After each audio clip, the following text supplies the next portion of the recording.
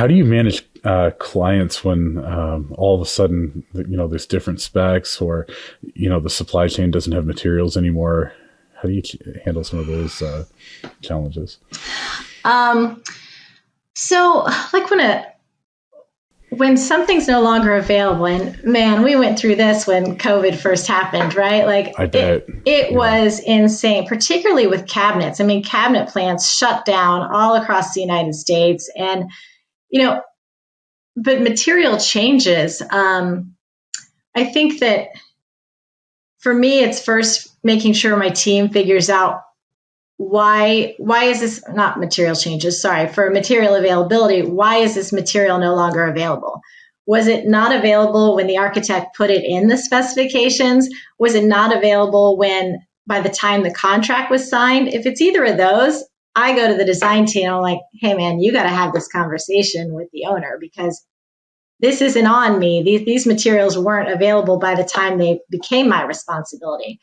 But if it comes to our sub didn't order it on time, or we didn't get a subcontract out in time, that's where it all comes down to humility, right? Like just going with your hands up saying, we messed up. What do you want us to do? Here are some options. This is what we think. This is not your cost, but this is what we're going to have to do.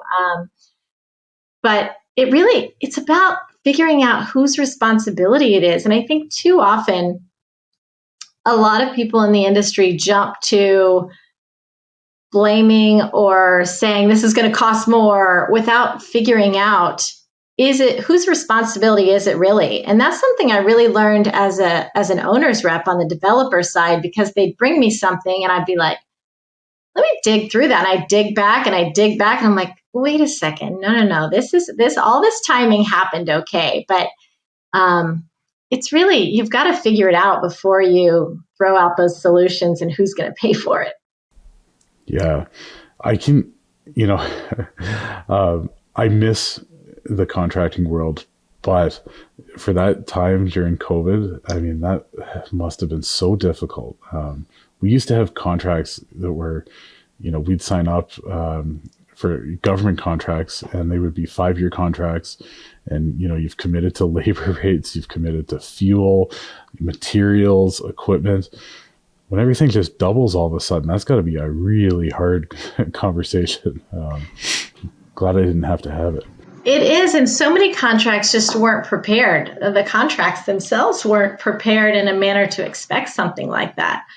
But what was really difficult at first was just day by day, how everything was changing.